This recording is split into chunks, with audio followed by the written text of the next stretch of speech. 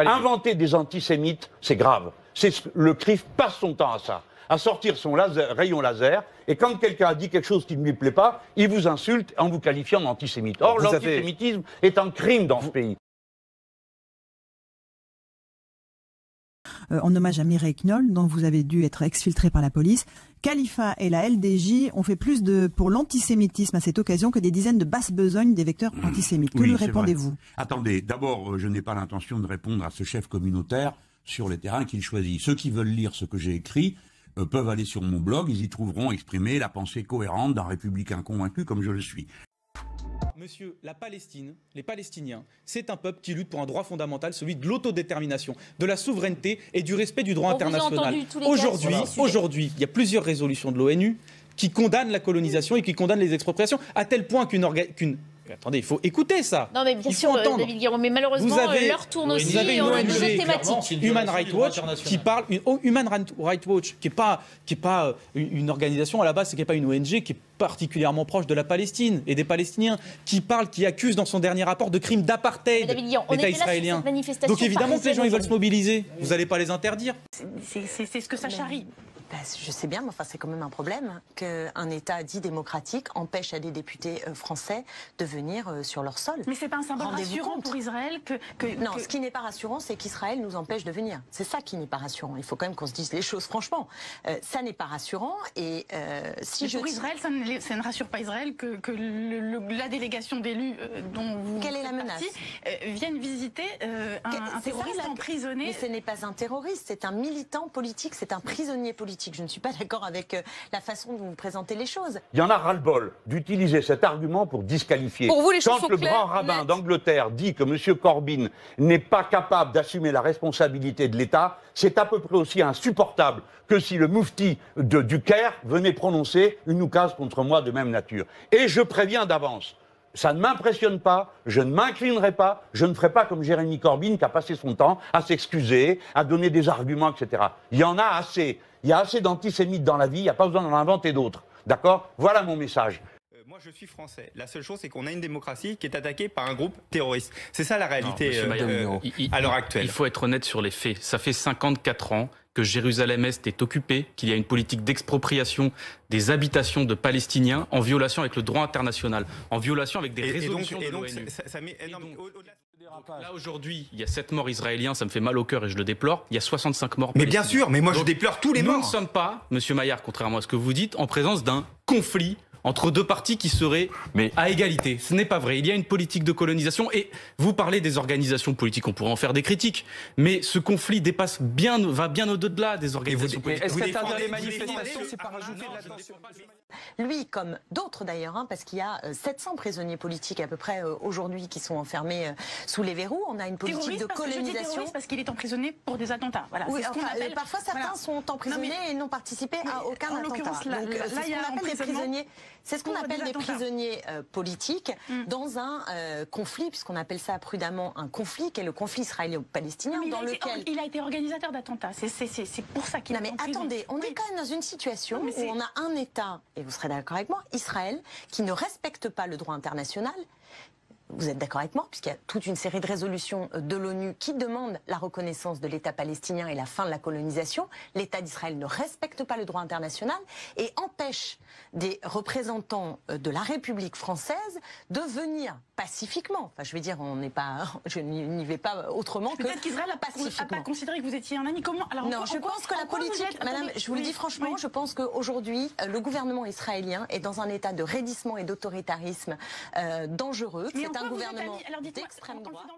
Je pense qu'il y a quelque chose de malsain dans cette type de fixation. Mais ce que je conteste, c'est que le CRIF s'appelle Conseil représentatif des institutions juives de France. Il n'y a pas d'institutions juives, nous sommes en République. En République, il n'y a que des institutions républicaines. Il peut y avoir des associations. C'est une association loi 1901 qui me critique et me condamne sans arrêt. Sans arrêt. Je vous dis, monsieur, qu'il y a un peuple en Palestine qui lutte pour un droit fondamental qui est celui de son autodétermination, garanti par l'ONU et violé par l'État d'Israël. Le conflit est là. Et ce que je vous dis aujourd'hui, c'est que vous ne pouvez pas passer sous silence. Et c'est une faute morale et politique de passer sous silence la politique de colonisation, le fait qu'il y ait des accusations de crimes d'apartheid, c'est pas des accusations graves, ça. Le ministre de l'Intérieur dit ce membre du Rassemblement national devrait dissoudre cette association, donc dissoudre l'UNEF, pour mettre fin à ses souffrances et aux nôtres. Et puis enfin, M. Francis Khalifa, qui est le président du Conseil représentatif des prétendues institutions juives de France, il dit « J'ai en son temps salué la dissolution de Génération Identitaire, j'espère pouvoir... » C'est la demande du Conseil représentatif des institutions juives de France. J'espère pouvoir, dit-il, très vite saluer la dissolution de l'UNEF qui reconnaît par la voix de sa présidente l'organisation de réunions interdites aux Blancs. Donc vous avez là un résumé à peu près de toute, dans cette déclaration, de tout ce que raconte l'extrême droite de notre pays, où les gens très à droite, mais pas de tous les gens de droite, car heureusement, nombre d'entre eux ne sont pas aussi fous et exagérés que ceux que je viens de vous dire. Ils veulent dissoudre l'UNEF. Oui, monsieur Habib, vous avez parlé de Jérusalem comme capitale une et indivisible d'Israël. Cette qualification, je vous le rappelle du point de vue du droit international, est condamnée par l'ONU, elle est condamnée par la résolution 478 du Conseil de sécurité, qui a été adoptée à l'unanimité le 20 août 1980. Que dit cette résolution? Elle demande à Israël de mettre fin à l'occupation de Jérusalem et à la modification du caractère juridique et géographique de la ville. Pardon, monsieur Meyer Habib, mais votre déclaration est une déclaration du point de vue du droit international qui est hors la loi. Je le dis et je le redis. Nous n'avons aucun intérêt. Non, c'est totalement vrai, c'est la résolution 478 de l'ONU. J'invite tout le monde à la consulter. De la même manière que met à la tête de la Commission des droits de l'homme des Iraniens et des Libyens, c'est ça? Répondez à cette question. Ah, vous contestez l'ONU? Les attaques qui ont été faites notamment par un député dont j'ai même pas envie de citer le nom, mais qui est absolument infernal, qui tient des propos inadmissibles, qui, dès qu'on soutient tout simplement cette logique de paix par la reconnaissance d'un État palestinien qui est un préalable indispensable, alors nous sommes traités d'antisémites. Je conteste certaines décisions de l'ONU. Il y a des Chinois, des Russes, des Français... Parce que lorsqu'on met à la Commission des droits de l'homme des Libyens, des Iraniens... Quel motif a-t-il mis en avant?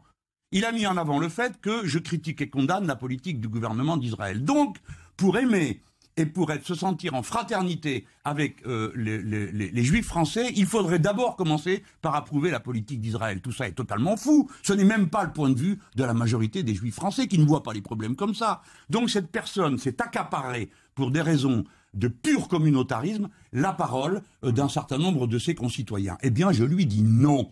Il ne représente que les quelques affidés de son organisation, un point c'est tout. C'est lui qui doit des excuses à l'Assemblée nationale. Quand je suis allé comme président de groupe, entouré de 11 membres de mon groupe en écharpe, à l'appel de l'Assemblée nationale que j'avais signé à la marche Knoll, nous avons dit au CRIF, nous étions menacés par la Ligue de défense juive, qui est considérée comme une organisation terroriste dans d'autres pays, nous avons dit au CRIF, est-ce que vous nous garantissez?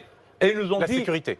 La sécurité. On ne vous garantit pas. Et nous avons été expulsés de la manifestation parce que cette Ligue nous a expulsés. Et donc, ils mènent contre nous une bataille politique. Je réponds donc politiquement. Pardon, monsieur, je vais vous dire, inventer des antisémites, c'est grave.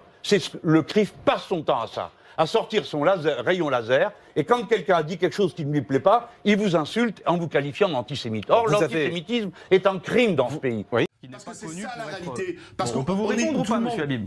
Écoutez, tout le monde, monsieur Guiraud, tout le monde est pour une réconciliation. Mais sur la base, le principe de l'ONU, je vais vous le rappeler. On ne peut pas faire une... Attendez un instant, laissez-moi juste finir une phrase. Je vous en prie. Voilà, je vais juste vous dire une chose. Vous contestez la présence de certains pays à l'ONU. Il ne vous aura pas échappé que le principe de l'ONU, l'Organisation des Nations Unies, c'est d'organiser les nations partout dans le monde, d'accord? Donc plus il y a de gens dans l'ONU, plus l'ONU prend en force. Maintenant, je vous cite la résolution de l'ONU. Vous faites une chose qui est grave, parce que je n'ai pas l'impression que vous voulez beaucoup la paix. Vous faites une chose qui est grave. Vous dites que la résolution 478 du Conseil de sécurité de l'ONU est une résolution historiquement fausse. Mais monsieur Habib, c'est pas vous qui faites. Ici, nous sommes tous citoyens du même pays.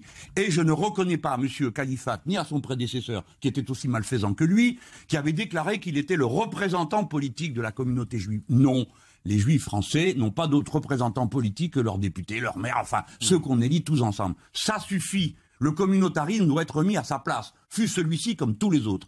Et si un jour la France insoumise gouverne ce pays, vous ne verrez plus un seul ministre, ni un seul de nos membres, ne sera autorisé à participer à des manifestations communautaristes. Nous sommes tous Français et nous avons un devoir de fraternité.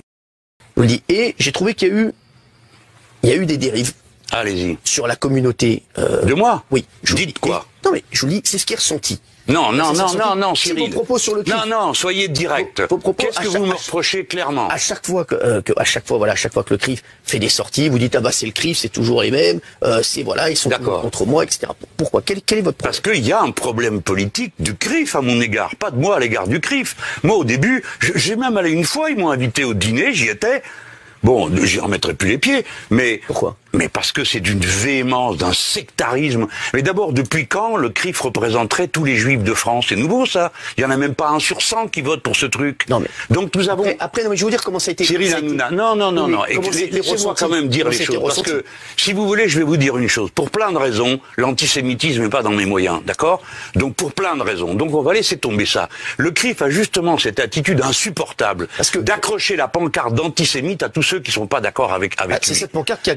Moi, certaines personnes vous accrochent. Et ça, je voulais en parler avec vous. Mais je vous remercie de le faire. Je voulais qu'on crève l'abcès là-dessus parce que il y a plein de gens qui me disent, tu vas recevoir. Moi, je vous le dis, j'ai eu plein de gens sur les réseaux sociaux qui m'ont dit, tu vas recevoir cet antisémite de Mélenchon. Si je pensais sincèrement que vous étiez antisémite ou raciste ou islamophobe, je vous aurais jamais invité. Mais bien sûr. Parce que je veux pas de ça. Mais vous avez raison. Après, si c'est Marine Le Pen qui vient, oui, je l'inviterai parce que faisons le ménage. Je vous remercie de pas, parce que j'en ai par-dessus la tête. Et si vous saviez, que c'est cette étiquette. Si vous saviez, oui, mais c'est dégueulasse d'avoir fait ça. Mais je vous le dis. C'est eux qui l'ont fait, le CRIF, méthodiquement, systématiquement. Je vais vous dire le problème qu'il y a avec ce type, parce que ce type d'organisation, parce que c'est pas la seule organisation qui représente ou qui regroupe des Juifs en France. Pourquoi c'est eux qui auraient la parole officielle? Il y a des émissions, il y a des chaînes de télé, il y a plein de choses où je m'exprime. Mais revenons sur... Ça vous fait mal d'avoir cette étiquette? Ça me fait très mal. Quand je suis allé à la manifestation à la mémoire de Madame Mireille Knoll, qui a été assassinée pour un motif antisémite, nous avons fait un appel de tous les groupes de l'Assemblée nationale. Le mien... Tout le monde a signé l'appel. Nous sommes allés à la manifestation.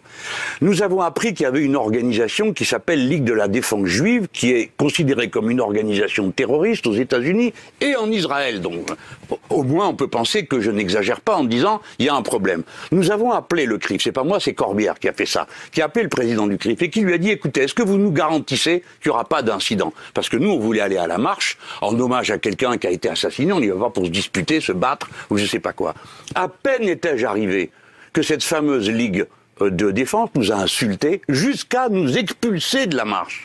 Nous étions en écharpe tricolore. Mais moi, ce que je veux dire... Attendez, Cyril Hanouna, parce que comme ça, j'en profite pour vider l'abcès, comme vous dites.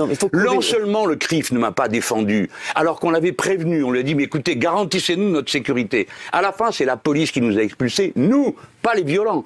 Alors vous comprenez, moi j'ai fait l'effort, pardon Cyril, je termine. J'ai fait l'effort sur le moment de dire, je ne confonds pas 40 énergumènes avec les Juifs de France. Et je dis, dans le plus petit village perdu de France, un Juif qui serait menacé, je serai avec lui pour l'aider. Par conséquent, c'est insupportable de m'avoir accroché cette pancarte. Je pense qu'il y a un côté malfaisant, vicieux, tordu, à vouloir à tout prix, comme ça, montrer du doigt les gens. Vous trouvez qu'il n'y a pas assez d'antisémites comme ça? Il faut en inventer un autre. Moi, en plus, moi. Enfin, où on va. Alors, par contre, il y a un problème avec ce genre. Vous êtes content qu'on en ait parlé ce soir? Parce que vous savez que c'est un truc qui vous colle à la peau aussi. Ah je savais pas que c'était à ce point-là. Si vous m'en parlez, c'est que vraiment... Mais qui fait ça? Qui fait ça? Je vous dis sur les réseaux, voilà. Donc, c'est bien qu'on en ait parlé. Ouais, voilà, merci. Je vous l'ai dit, c'est dans l'inconscient collectif. Donc, ce soir, il fallait qu'on en parle. Ah ouais, mais un collectif de qui? C'est honteux de faire ça, quoi. Bon, c'est bien qu'on en ait parlé. Ah ouais. Ah voilà. Oui, je suis content qu'on en ait parlé, ça m'a permis de dire ce que j'avais à dire.